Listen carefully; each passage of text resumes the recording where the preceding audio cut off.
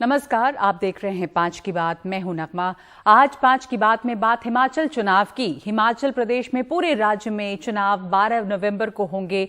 एक ही चरण में वोटिंग होनी है और इसलिए इस समय आज के दिन रैलियां जो हैं, जो प्रचार का काम है, वो अपने चरम पर है। बस कुछ ही दिन बचे हुए हैं वोटिंग में। हिमाचल चुनाव में कांग्रेस और बीजेपी जो है वो बिल्कुल आमने सामने है। बीजेपी के तमाम स्टार प्रचारक खुद प्रधानमंत्री के साथ साथ मुख्यमंत्री योगी आदित्यनाथ, जेपी नड्डा, उत्तराखंड के मुख्यमंत्री पुष्कर सिंह धामी सभी मैदान में हैं। कांग्रेस से भी प्रियंका गांधी, सचिन पायलट, अशोक गहलोत सभी प्रचार में जुटे हुए हैं। बीजेपी के पोस्टरों में कश्मीर से 370 हटाने, राम मंदिर निर्माण और प्रधानमंत्री का चेहरा है। तो कांग्रेस ने बीजेपी के खिलाफ बेरोजगारी और 60,000 से ज्यादा रिक्त पड़े पदों को मुद्दा बनाया है। कांग्रेस ने बीजेपी के खिलाफ 23 पन्नों का एक आरोप पत्र जारी किया है। मुख्यमंत्री समेत कई मंत्रियों और विभागों पर संगीन आरोप हैं। वैसे हिमाचल चुनाव में बीजेपी को कांग्रेस के साथ साथ अपनों से भी खतरा है और ये बड़ी मुश्किल खड़ी कर सकते हैं। टिकट कटने के बाद बीजेपी के 19 बड़े नेता निर्दलीय चुनाव लड़ रहे हैं। मुख्यमंत्री जयराम ठाकुर के गृह जिले मंडी में बीजेपी के 3 बागी नेता स्वतंत्र तौर पर चुनाव लड़ रहे हैं। बगावत कांग्रेस में भी हुई, लेकिन वरिष्ठ नेताओं के बीच बचाव से वो सीमित हो गई। बीजेपी में सुर ज्यादा बिगड़े हैं। 21 विधानसभा क्षेत्रों में से बीजेपी के उम्मीदवारों के खिलाफ बागियों ने नामांकन भर दिए और बहुत मनाने पर भी 4 ही माने। बल्कि वरिष्ठ नेताओं में भी नाराजगी के सुर साफ नजर आ रहे हैं। हिमाचल प्रदेश में बीजेपी के नेता और पूर्व मुख्यमंत्री प्रेम कुमार धूमल ने कहा है कि चुनाव नहीं लड़ने का फैसला मेरा है, लेकिन मैं जिंदगी भर कार्यकर्ता के तौर पर पार्टी के लिए काम करता रहूंगा। जिसे भी पार्टी टिकट देगी उसको जिताऊंगा। हिमाचल प्रदेश में या देश की राजनीति में प्रेम कुमार धूमल आगे अपनी क्या सहभागिता देखते हैं भारतीय जनता पार्टी में? Do you feel left out in this elections? Lot of people sir, जब यहाँ ट्रेवल करते हैं लोगों को ये लगता है, और बहुत सारे कार्यकर्ता मिले उनको कहता है कि इस बार हम वोट नहीं देंगे बीजेपी को, धूमल साहब को टिकट नहीं दिया, धूमल साहब का चेहरा नहीं। और ये व्यक्तिगत अनुभव है मेरे पास, वो बाइट से मैं सुना सकता हूँ। तो do you feel left out in this elections? Your party workers are saying they are angry that you did not get ticket. देखिए, पार्टी में और सरकार में अनेकों पद होते हैं, अध्यक्ष, महामंत्री, मुख्यमंत्री, मंत्री, एमएलए, लेकिन एक न एक टाइम में उसके साथ पूर्व लगता है। पर हमारी पार्टी में एक पद ऐसा है जिसके साथ पूर्व कभी नहीं लगता, वो है कार्यकर्ता का पद। तो एक कार्यकर्ता के तौर पे मैं काम करता रहूँगा। जब तक जिंदा हूँ तब तक पार्टी के लिए काम करूँगा, देश प्रदेश के लिए काम करूँगा। जिसको भी पार्टी टिकट देगी उसको समर्थन करूँगा। You don't feel left out? नहीं, I chose myself not to contest. I decided I will not contest, but I will support the candidate given by the party and make him win the election. Prem Kumar Dhumal कह रहे हैं कि उन्होंने ये फैसला खुद किया है कि वो चुनाव नहीं लड़ेंगे, लेकिन अपने पिता और पूर्व मुख्यमंत्री प्रेम कुमार धूमल का टिकट कटने के बाद हमीरपुर के सांसद और केंद्रीय मंत्री अनुराग ठाकुर कार्यकर्ताओं को समझाते समझाते खुद भावुक हो गए। आपको भी देखा हमने, जब धूमल जी को टिकट नहीं मिला तो आप भी इमोशनल हो गए थे। तो वो कितना बड़ा प्रॉब्लम है बीजेपी के लिए यहाँ पर सर? प्रॉब्लम मीडिया का समझने का। आज मैं धूमल जी को टिकट के लिए समझा रहे थे, कार्यकर्ताओं समझा रहे थे। उन्होंने तो 3 महीने 4 महीने पहले कह दिया था चुनाव नहीं लड़ेंगे। मैं उस कार्यकर्ता के बारे में देखकर जिसका जोश था कि 2017 के चुनाव में जहां जहां हम चुनाव हारे, चाहे देरा था या सुजानपुर या बाकी भी, वहां मेरे चुनाव में 28 से 29 हजार की एक विधानसभा में लीड मिली। ये उन्हीं कार्यकर्ताओं ने विधानसभा को खड़ा किया और आज वो फिर एक बार जीत दर्ज करने के लिए तैयार थे। अनुराग ठाकुर कह रहे हैं कि उन्हें अफसोस उन कार्यकर्ताओं के लिए है जिन्हें बहुत जोश था। हालांकि उनके पिता यानी कि धूमल साहब जो हैं, उन्होंने खुद ही ये फैसला महीनों पहले ले लिया था कि वो चुनाव नहीं लड़ेंगे, लेकिन कहीं ना कहीं कोई नाराजगी वो नजर आती है। और दूसरे बहुत सारे ऐसे बागी विधायक हैं जो खड़े हुए हैं बीजेपी के प्रत्याशियों के खिलाफ। तो ये जो इनफाइटिंग या बगावत है बीजेपी में, क्या वो बीजेपी के लिए एक मुसीबत खड़ी करेगा? क्या बीजेपी के लिए बागी बिगाड़ेंगे खेल, या फिर प्रधानमंत्री मोदी के चेहरे को दिखाकर, या राम मंदिर की बात करके, या कश्मीर से 370 को हटाने की बात करके बीजेपी ये चुनाव जीत पाएगी? क्योंकि ये भी है सवाल बड़ा कि परिवर्तन जो है वो हिमाचल प्रदेश में एक रिवायत के तौर पे रहा है, तो इस बार भी क्या परिवर्तन होगा? हमारे साथ इस वक्त हिमाचल प्रदेश के चुनावों पर बात करने के लिए विंग कमांडर रिटायर्ड अनुमा आचार्य हैं, जो कांग्रेस प्रवक्ता हैं, और इसके अलावा संजय कुमार हैं, जो बीजेपी नेता हैं। तो हमारे साथ वरिष्ठ पत्रकार शशिकांत जी भी जुड़ेंगे। बहुत शुक्रिया आप दोनों का हमारे साथ जुड़ने के लिए। बहुत इन फाइटिंग देखी जा रही है, बगावत देखी जा रही है, कांग्रेस में भी बीजेपी में भी। पर संजय जी, बीजेपी में थोड़ी ज्यादा है ये, क्योंकि अभी भी आप देखें कि मनाने के बावजूद कई जो बागी हैं बीजेपी उम्मीदवारों के सामने खड़े हैं। और दूसरी बात यह भी है कि एक ट्रेंड रहा है कि यहाँ पे जो सत्ता है वो बदलती रही है। तो इस बार चुनौती कड़ी है, कम समय बचा हुआ है अब चुनाव में, पूरे जी जान से पार्टी के तमाम वरिष्ठ नेता जुटे हुए हैं, पर बगावत पे कमी नहीं आई है।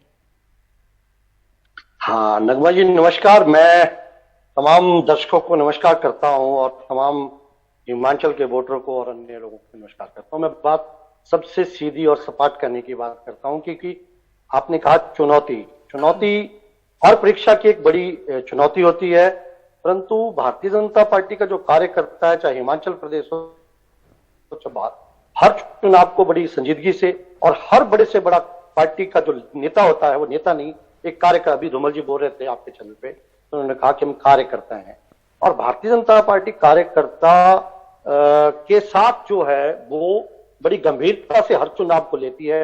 और हिमाचल में माननीय जयराम ठाकुर जी अपने आप, कोई ऐसा क्षेत्र नहीं है जहां पे वो शुरू से ही नहीं पहुंचे हैं।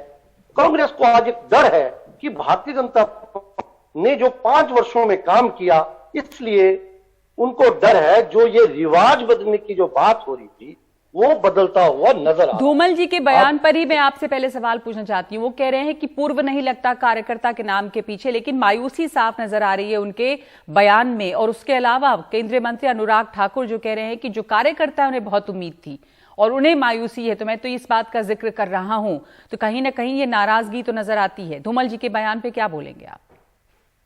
मुझे लगता है ये उन्होंने अपने आप इसका प्रश्न दिया हुआ है। उन्होंने कहा कि मैं एक कार्यकर्ता, पार्टी ने जो निर्णय लिया कि कोई और चुनाव लड़ेगा, उन्होंने कहा कि मुझे मदद करनी है उसकी, और मैं बड़ी संजीदगी के साथ मदद कर रहा हूं, और वो we will make him capable and he will win the election.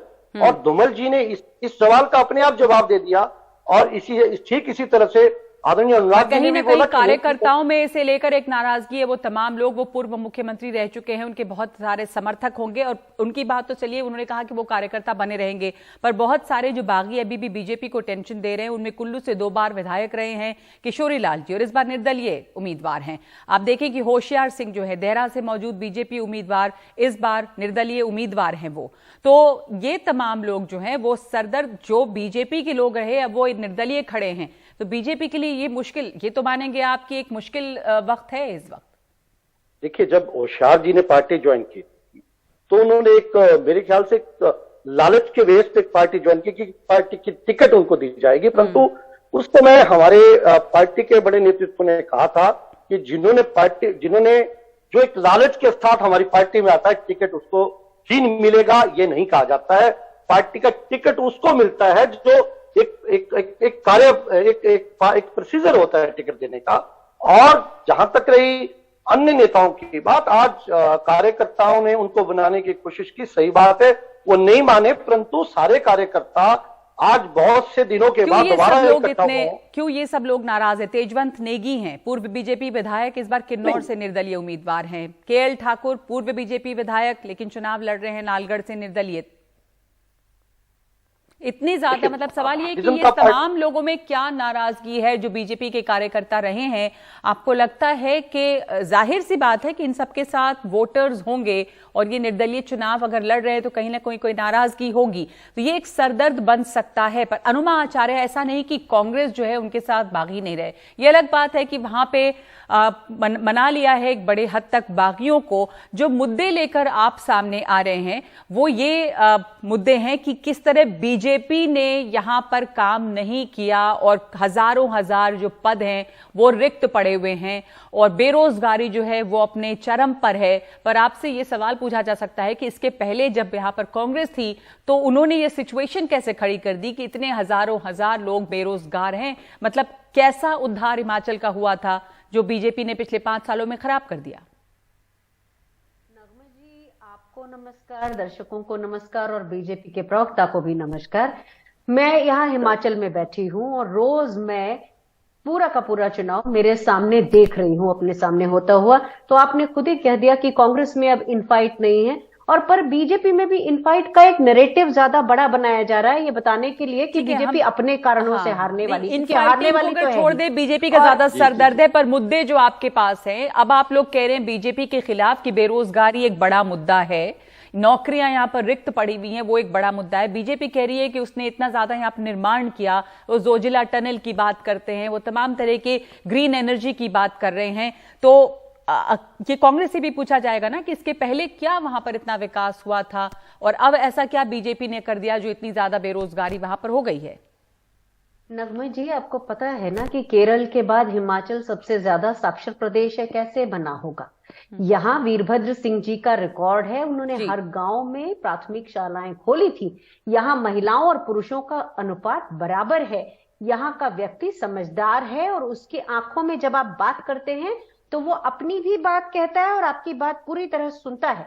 तो यहाँ के लोग केवल और केवल मुद्दों पर बात कर रहे हैं और उन मुद्दों में आप कह रही हैं बहुत सारे इंफ्रास्ट्रक्चर बनाए हैं। आप बताइए, बीजेपी कह रही है ये बात, वो गिना रहे हैं उनकी रैलियों में कि ये हो रहा है।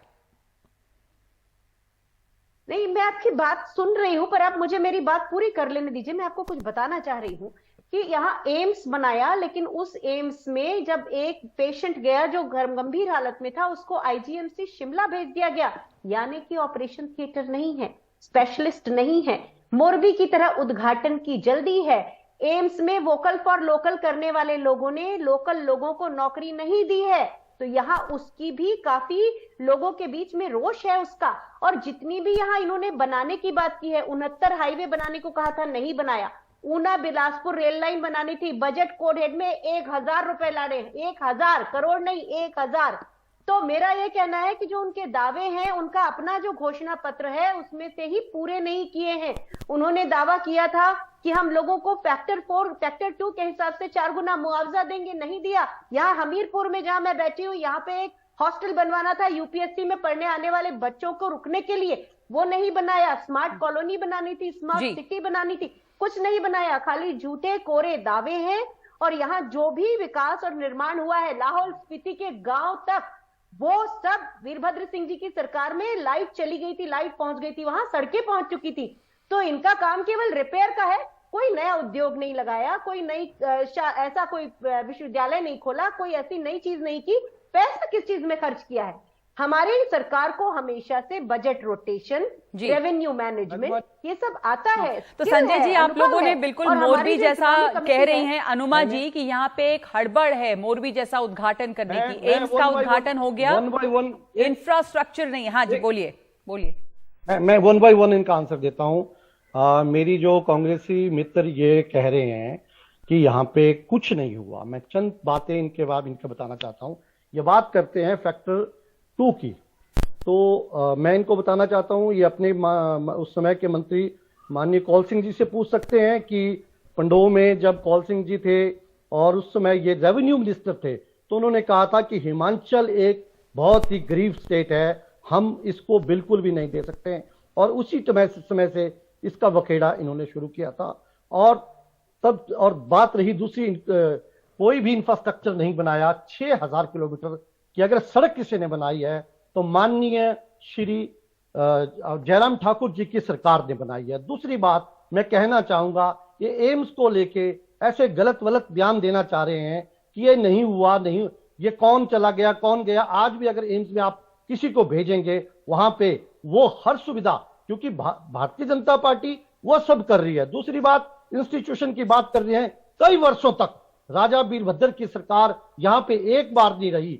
दूसरी, अगर बड़ी अच्छी यूनिवर्सिटी अगर बनी है तो मंडी डिस्ट्रिक्ट में, हिमाचल के मंडी डिस्ट्रिक्ट में सरदार पटेल लेकिन एक यूनिवर्सिटी। बात संजय जी, आपने कहा कि उन्होंने एम्स की बात की कि डॉक्टर्स नहीं है, शिमला भेजा जा रहा है, अभी भी वहां पे इंफ्रास्ट्रक्चर नहीं है, उद्घाटन मेरी बहुत बात हो गए। पर मैं complete करने आपसे एक दीजिए। बात और मैं- पूछना मैं- चाहती हूँ मैं- संजय जी, एक मिनट। मैं इनका आंसर दे देता हूं। जो ये बात कह रहे हैं, दूसरी बात जो मैं बता रहा हूं, आज तक कभी भी जो क्षेत्रवाद की बात करते थे वो हमेशा कांग्रेस पार्टी बात करती थी। आज समान विकास अगर किसी भी सरकार में अगर हो रहा है तो भारतीय जनता पार्टी की सरकार में हो रहा है। जहां तक रही नौकरियों की बात, जहां तक रही एम्प्लॉयमेंट की बात, कांग्रेस हमेशा एक झूठ का पुलिंदा लेके आती थी। अभी हाल ही में जो है वो डॉक्टर्स की भर्तियां की गई, अभी हाल ही में जो है वो विश्वविद्यालयों में भर्तियां की गई, अभी हाल ही में जो संजय जी, आप इतना लंबा आपका देखिए, ये लिस्ट में आप लोगों ने बता दिया होगा क्या क्या नहीं किया, जो जमीन पे दिख रहा है वो कुछ और है, फिर इतनी ज्यादा वहां पे हजारों हजार जो रिक्त पद है वो किसके हैं? 9 लाख पंजीकृत बेरोजगार है वहां पर, वो कैसे हो गया? सरकार, कांग्रेस का यह आरोप है कि 63,000 पद सरकारी विभागों में खाली हैं, ये है या नहीं? ये पिछले 5 साल से हो रहे हैं क्या? इनकी सरकार में कितने थे? अभी हाल ही में आपको पता है 2019 में कोविड जब आया था, उस व्यवस्था को ठीक करने के लिए अगर इंफ्रास्ट्रक्चर सबसे तेजी से किसी ने बनाया तो जयराम सरकार ने बनाया। उस दौरान कोई नौकरी नहीं दी गई। 63,000 पद खाली है, पर आप कह रहे हैं कि ये पीछे से चले आ रहे हैं, आप ही के समय हो गया, ऐसा नहीं है अनुमा आचार्य? देखिए, एक तो इन्होंने कहा हिमाचल के लोग गरीब हैं, बहुत बड़ा झूठ बोला। हिमाचल के लोग यहाँ कमाते खाते हैं, कोई भी व्यक्ति। अनुमा जी, मैं आपसे एक सवाल पूछ रही हूँ, कृपया उसका जवाब दे दें। 63,000 सरकारी विभागों में पद खाली हैं, तो क्या वो अभी 5 साल में खाली हुए या पहले से हैं? प्लीज अगर आप सवाल पर देखिए, अभी जितने भी इस सरकार ने जितने भी लोगों को रखा है वो सारे के सारे आउटसोर्स्ड पर रखा है, जिसका यहाँ के लोगों में बहुत गुस्सा है। तो कांग्रेस की सरकारों के समय लोगों को पक्की नौकरियां मिलती थी, आउटसोर्स वाली कहानी इन्होंने शुरू की है, ये कांग्रेस ने नहीं किया है। पूरा का पूरा जिम्मा केवल उन्हीं का है।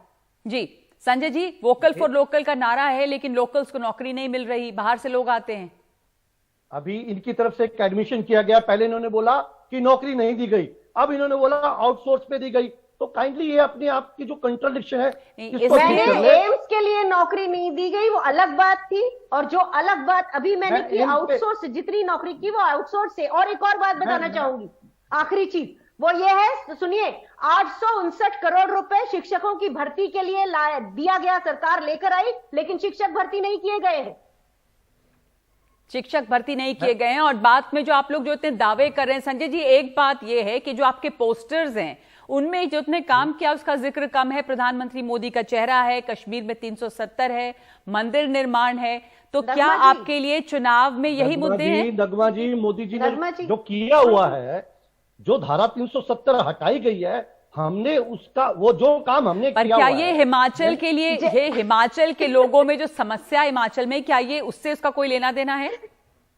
मैं वही बताना चाह रही हूँ आपको, कुछ एक चीजें बताना चाहती हूँ कि जयराम ठाकुर जी का पोस्टर गायब कर दिया प्रधानमंत्री जी की रैली में से। मुझे लगता है नगमा जी, शायद हम लोगों को इसको कहने में कोई अतिशयोक्ति नहीं होगी कि हमारे पास सशक्त नेतृत्व है, और हमारे सशक्त नेतृत्व ने जो इम्तिहान हिमाचल में हो रहा है, जो चुनाव हो रहा है, हम बताना चाहते हैं कि 370 का जो मामला है वो महत्वपूर्ण इसलिए है क्योंकि बीजेपी जो करती है, वो जो कहती है वो करती है। जो जयराम जी ने कहा था कि हम एक ईमानदार सरकार देंगे, तो जयराम जी की भी वो बात की जा रही है। ठीक है, तो मैं इस वक्त ठीक है, आप दोनों ने अपनी अपनी बातें कही। वरिष्ठ पत्रकार शशिकांत जी हमारे साथ जुड़ गए हैं इस समय, उनकी लाइन कर दीजिए। Anuma ji please 1 minute, Sanjay ji please दूसरे को भी समय दीजिए। हमारे साथ शशिकांत जी हैं। शशिकांत जी, आपने दोनों लोगों की बात सुनी होगी मोटे तौर पे। जो जयराम जी कहते हैं वो उन्होंने करके दिखाया, तो फिर 5 साल में जो उन्होंने किया, अब कांग्रेस ने बहुत बड़े आरोप लगाए हैं उनकी सरकार पे, भ्रष्टाचार के, बेरोजगारी तो है ही, 9 लाख पंजीकृत जो है वो बेरोजगार हैं, सरकार ने रोजगार नहीं दे पा रही है। लेकिन पोस्टर्स में बीजेपी के मुद्दे नजर जो आ रहे हैं वो 370 को हटाने की बात है, वो मंदिर निर्माण की बात है। तो हिमाचल का मूड क्या है इस समय? परिवर्तन वहां पर हमेशा से होता रहा है, पर इस बार क्या लग रहा है आपको? देखिए नगमा जी, बिल्कुल आपने ठीक कहा कि बीजेपी ने जो राष्ट्रीय स्तर के मुद्दों को उठाया है, और इसमें अगर आप देखें तो भाजपा ने जो पूरी रणनीति भाजपा की हिमाचल के चुनाव को लेकर रही है वो केंद्र आधारित रही है। डबल इंजन की सरकार मुख्य मुद्दा है भाजपा का, और भाजपा का कहना है कि वो केंद्र में अगर बीजेपी की सरकार है और अगर राज्य में भाजपा की सरकार होगी तो उससे तरक्की के रास्ते खुलेंगे। और इस बात का विश्वास वो जनता को दिलाना चाह रही है। अब अगर आप जिस तरह से कांग्रेस ने जो सबसे बड़ा मुद्दा जो इसमें उठा रखा है और जिसपे कांग्रेस को उम्मीद है कि वो विपक्ष में बेशक उसने बहुत बड़ी भूमिका ना निभाई हो, लेकिन उसके बावजूद आज कांग्रेस समझ रही है कि वो जीत की स्थिति में खड़ी हो जाएगी। तो उसका सबसे बड़ा कारण ये है कि उसे लगता है कि जो ओल्ड पेंशन स्कीम है, जो सभी जानते हैं बहुत बड़ा मुद्दा इस बार बन गया है, कि वो लोगों से वादा कर चुके हैं कि अगर वो आई और इस कर्मचारी बहुल क्षेत्र में प्रदेश में अगर कांग्रेस आती है तो कांग्रेस ने कहा है कि वो पहले 10 दिनों के अंदर पहली कैबिनेट मीटिंग करेगी और उसी में इस पेंशन की बहाली कर देगी। ये मुद्दा इतना ज्यादा हावी हो चुका है खासकर कर्मचारी वर्ग में, और हिमाचल में कहा जाता है कि कर्मचारी सरकारों को बदलने की क्षमता रखते हैं। तो इस मुद्दे पर भाजपा, क्योंकि भाजपा की तो केंद्र में सरकार है और भाजपा की अन्य राज्यों में भी सरकारें हैं, तो कांग्रेस की तरह उसके लिए इस मुद्दे को एकदम से उस पर आना उसके लिए संभव नहीं है। आर्थिक रूप से बहुत ज्यादा चीजें इससे जुड़ी हुई हैं। तो भाजपा का मुद्दा भी ये एक तरह से इसके इर्द गिर्द घूम रहा है कि वो ये विश्वास दिलाना चाह रही है लोगों को कि कांग्रेस भी इस मुद्दे पर कुछ नहीं कर पाएगी, और एक झूठा वादा वो लोगों से कर रही है। और उसका कहना है अगर कभी कुछ होगा तो केंद्र में जो उनकी सरकार है वही इस पर कुछ करेगी। लेकिन फिर भी जैसा ये झूठा हो या सच्चा हो या कांग्रेस इसे पूरा करने में सक्षम हो या ना हो, इसके बावजूद भाजपा की बात पर लोगों को कम से कम इस मुद्दे पर अभी तक भाजपा से ज्यादा कांग्रेस पर विश्वास करते हुआ यहाँ का मतदाता भी दिखाई दे रहा है। और अगर जिस तरह से आप बात करें कि यहाँ परिवर्तन वो निश्चित तौर पर हिमाचल का स्वभाव रहा है, हिमाचल के वोटर का स्वभाव रहा है, और वह सिर्फ इस कारण से कि यहाँ पे लोगों को उम्मीदें बहुत ज्यादा रहती हैं। जैसा आपने कहा, अगर आप बीजेपी और कांग्रेस के दोनों प्रवक्ताओं की बात सुने तो आपको खुद महसूस होगा कि जब भी कोई चुनाव होगा ये विपक्ष में होंगे तो वही आरोप ये लगाएंगे, और जब वो पक्ष में होंगे तो वो आरोप लगाएंगे। लेकिन कुल मिलाकर स्थिति ऐसी है कि दोनों सरकारों के समय में यहाँ विकास हुआ है। विकास की गति में यहाँ सरकारों से ज्यादा योगदान यहाँ के सिस्टम का है। मुझे लगता है कि एक बहुत अच्छे मॉडल राज्य के तौर पर हिमाचल विकसित हुआ है। कोई भी सरकार, कोई भी मुख्यमंत्री यहाँ आए, इस हिमाचल प्रदेश में विकास की गति कभी धीमी नहीं हुई। हालांकि तो आपने कहा कि इसका जो श्रेय है वो यहाँ के सिस्टम को जाता है, लोगों को जाता है। ऐसा नहीं है कि कोई एक सरकार ने विकास कर दिया और दूसरे ने नहीं। बहुत धन्यवाद आप तीनों का। जल्द ही वहां पर चुनाव है, 12 तारीख को चुनाव है, वोट डाले जाएंगे और इस समय जाहिर है कि आरोप प्रत्यारोप अपने चरम पे है और रैलियां भी और वादे भी।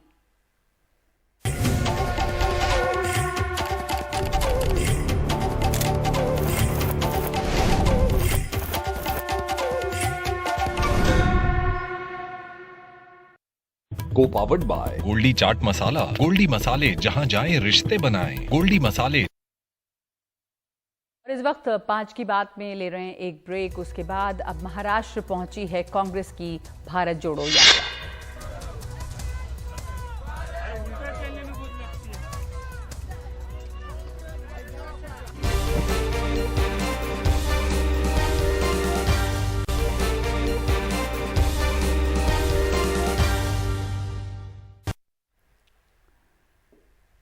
और आज साल का आखिरी चंद्र ग्रहण है।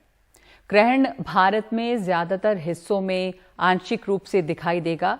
गुवाहाटी से चंद्र ग्रहण की तस्वीरें आई हैं। इस समय दुनिया की कई जगहों पर पूर्ण चंद्र ग्रहण जारी है।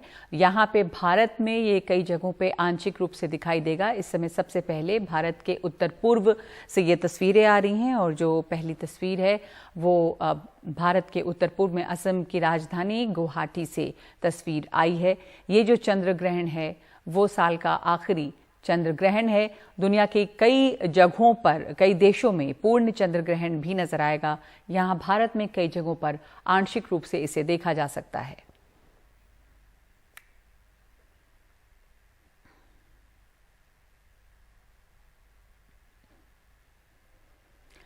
राहुल गांधी की भारत जोड़ो यात्रा को लगभग 2 महीने हो गए हैं। 60 दिन से राहुल गांधी इस यात्रा पर हैं। अलग अलग राज्यों से ये यात्रा गुजर रही है और गुजरते हुए अब ये यात्रा महाराष्ट्र पहुंच चुकी है। कल देर शाम ये महाराष्ट्र के नांदेड़ पहुंची, जहां पर राहुल गांधी का जोरदार स्वागत हुआ।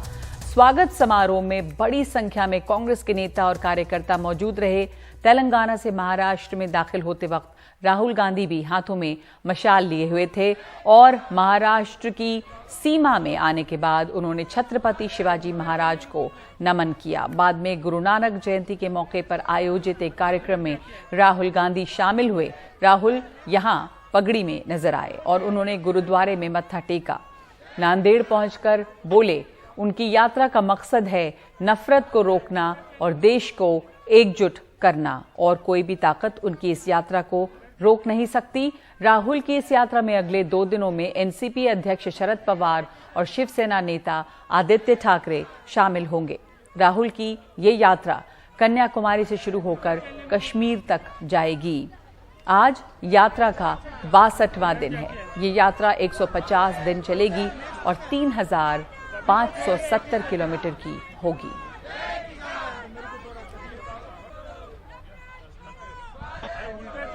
इस यात्रा का लक्ष्य हिंदुस्तान को जोड़ने का है, और जो आज हिंदुस्तान में नफरत, क्रोध और हिंसा फैलाई जा रही है, उसके खिलाफ आवाज उठाने का है।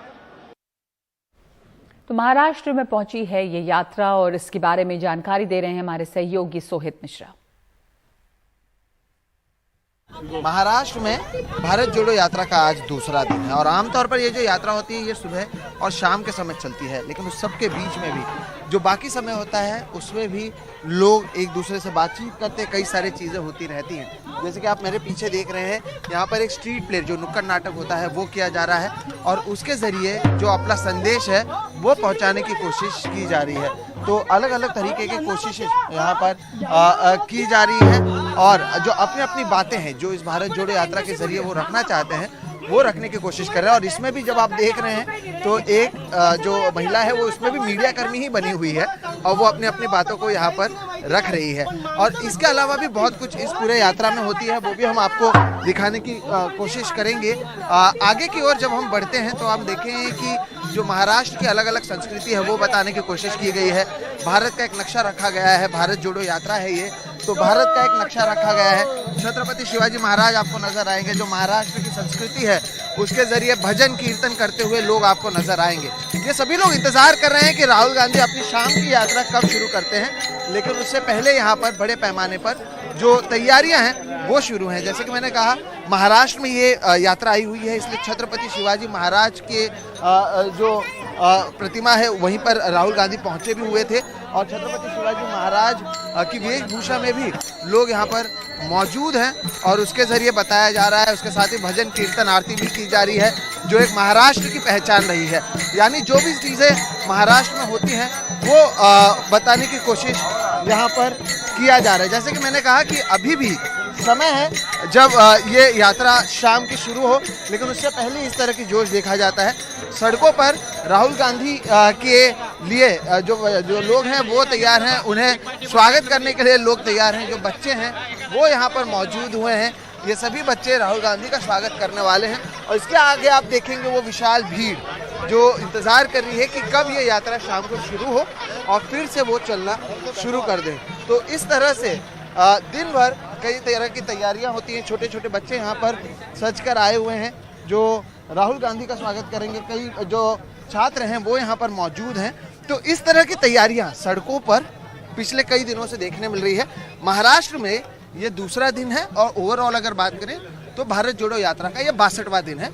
और सड़कों पर जब राहुल गांधी की यात्रा नहीं चलती है तब भी क्या कुछ होता है यही बताने की कोशिश इस वीडियो के जरिए हम कर रहे हैं।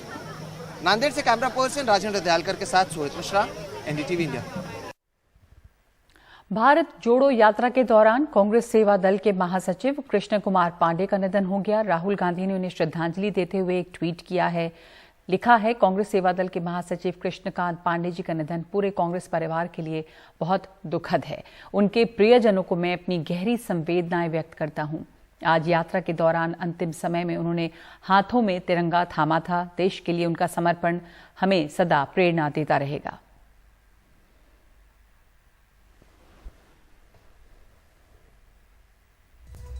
और ब्रेक के बाद एस जयशंकर के रूस दौरे की बात। युद्ध के बीच विदेश मंत्री द्विपक्षीय संबंधों को और मजबूत करने पहुंचे हैं मॉस्को।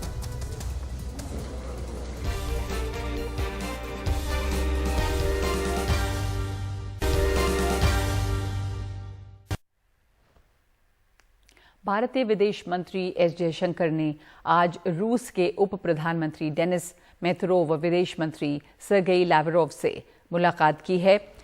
एस जयशंकर यूक्रेन और रूस के युद्ध के दौरान ही रूस के दौरे पर हैं और वो मॉस्को में हैं। सुबह से ही उन्होंने द्विपक्षीय रिश्तों पर बातचीत की है। कहा कि यूक्रेन का युद्ध जो है उसका अंत अब दिखने लगा है। यूक्रेन युद्ध शुरू होने के बाद ये चौथा मौका है जब एस जयशंकर और लैवरोव की बातचीत हुई है। हालांकि युद्ध के बाद जयशंकर का ये पहला मॉस्को दौरा है, बल्कि युद्ध के बीचों बीच है। एस जयशंकर के इस दौरे में व्यापार और निवेश के अलावा अंतर्राष्ट्रीय कूटनीति पर भी बात होनी है। रूस फिलहाल भारत का सबसे बड़ा तेल निर्यातक बना हुआ है। रूस यूक्रेन संबंध के बीच भारत के लिए ये एक चुनौती भरा मसला रहा है कि वो जायज मुद्दों पर यूक्रेन के साथ खड़ा होते हुए भी रूस से अपने रिश्ते बनाए रखे। India believes that the way forward must be found in the interests of global peace, security, and non-proliferation. India today has a wide range of interests and a growing footprint. Some of this is expressed in terms of our UN responsibilities, like the chair of the Libya Committee, some in our traditionally close partnerships with Africa, and now increasingly our deeper economic involvement with many regions.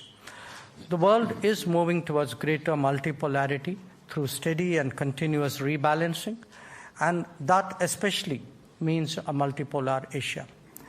As prominent nations who have a positive history of working together, this will naturally influence the conversations between Russia and India.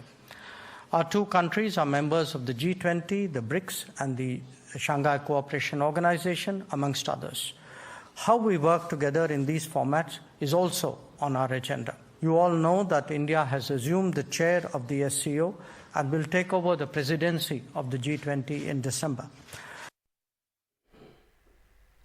और इधर प्रधानमंत्री नरेंद्र मोदी ने आज video conferencing के जरिए भारत के G20 presidency के लोगो, theme और वेबसाइट का अनावरण किया है। प्रधानमंत्री नरेंद्र मोदी ने कहा कि कुछ दिनों बाद यानी 1 दिसंबर से भारत G20 की अध्यक्षता करेगा।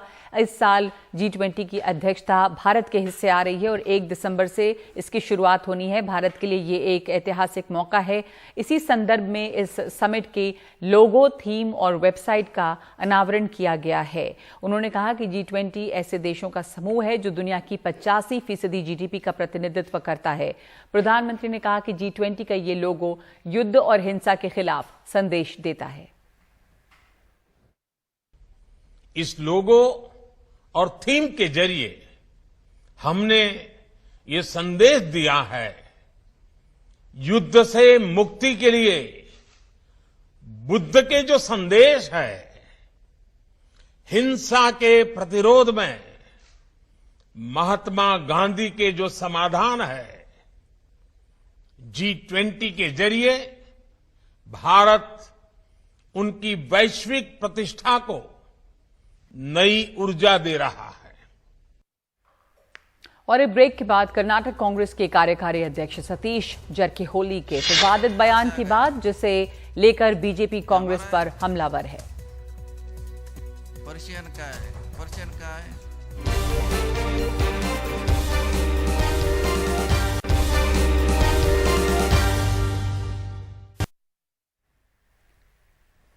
कर्नाटक कांग्रेस के कार्यकारी अध्यक्ष सतीश जरकीहोली हिंदू शब्द की उत्पत्ति को लेकर अपने बयान पर अभी भी कायम हैं। कल ही कांग्रेस प्रवक्ता रणदीप सुरजेवाला ने इस बयान से पल्ला झाड़ते हुए उसकी निंदा की थी। उन्होंने हिंदू शब्द की उत्पत्ति पर सवाल उठाते हुए कहा है कि ये भारत का नहीं बल्कि ईरान और फारसी से आया है। कर्नाटक के बेलगावी जिले में आयोजित एक कार्यक्रम में कांग्रेस नेता ने कहा कि हिंदू शब्द के अर्थ को जानकर आपको शर्म आ जाएगी। उनके बयान को लेकर बीजेपी लगातार हमले कर रही है। कर्नाटक के मुख्यमंत्री बम्मई और बीएस येदियुरप्पा ने कांग्रेस से माफी की मांग की है। ನಾ ಹೇಳಿದ್ರಲ್ಲಿ ಏನು ತಪ್ಪಿಲ್ಲ। ಈ ಪರ್ಷಿಯನ್ ಶಬ್ದ ಬಂದದ್ದು ನೂರಾರು ದಾಖಲೆಗಳಿದೆ। ಅದರಲ್ಲಿ ವಿಶೇಷವಾಗಿ ನಮ್ಮ ಆರ್ಯ ಸಮಾಜದ ಸಂಸ್ಥಾಪಕರಾದ ಸ್ವಾಮಿ ದಯಾನಂದ ಸರಸ್ವತಿ ಅವರು ರಚಿಸಿದ ಸತ್ಯಾರ್ಥ ಪ್ರಕಾಶ ಪುಸ್ತಕದಲ್ಲಿ ಉಲ್ಲೇಖಿದೆ। ಇದನ್ನು ತಾವು ನೋಡಬೇಕಾಗ್ತದೆ, ನಿಮ್ಮ ಕರ್ತವ್ಯ ಕೂಡ। ಅದೇ ರೀತಿ ಡಾಕ್ಟರ್ GS ಪಾಟೀಲ್ ಅವರ ಬರೆದಂತ ಬಸವ ಭಾರತ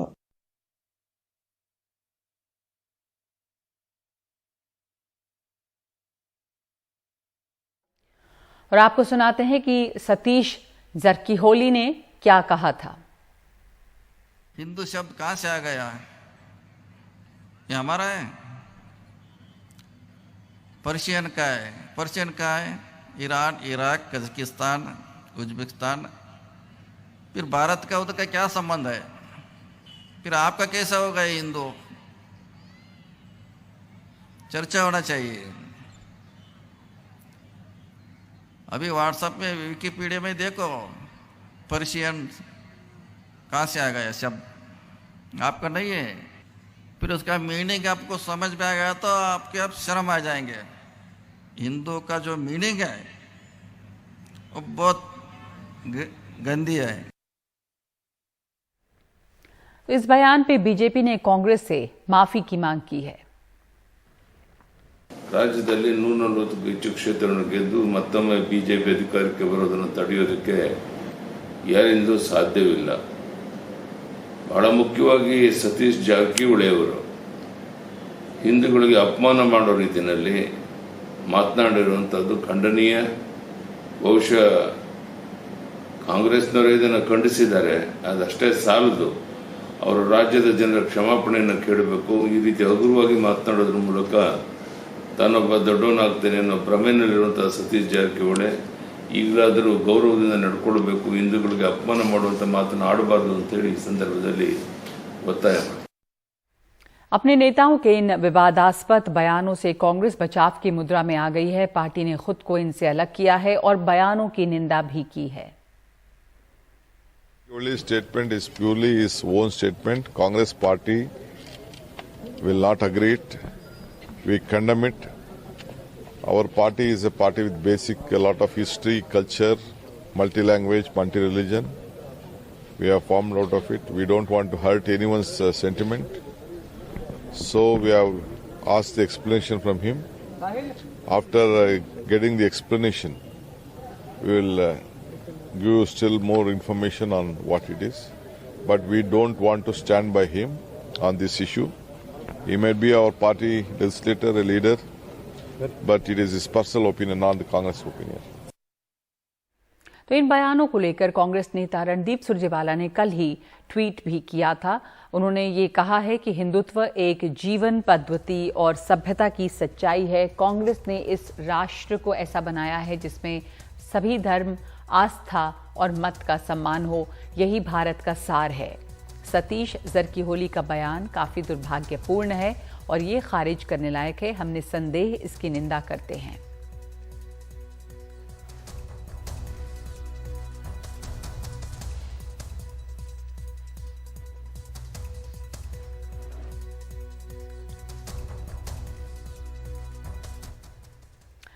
चलते चलते आपको बता दें एक बार फिर से कि आज साल का आखिरी चंद्र ग्रहण है। ग्रहण भारत में ज्यादातर हिस्सों में आंशिक रूप से दिखाई देगा। कुछ तस्वीरें आने लगी हैं इस चंद्र ग्रहण की। गुवाहाटी से चंद्र ग्रहण की तस्वीरें आई हैं। दुनिया के कई जगहों पर पूर्ण चंद्र ग्रहण भी देखा जा रहा है, अब जैसा कि आप देख रहे हैं। लेकिन भारत में जगह जगह पर आंशिक चंद्र ग्रहण ही नजर आएगा। इस साल का ये आखिरी चंद्र ग्रहण है।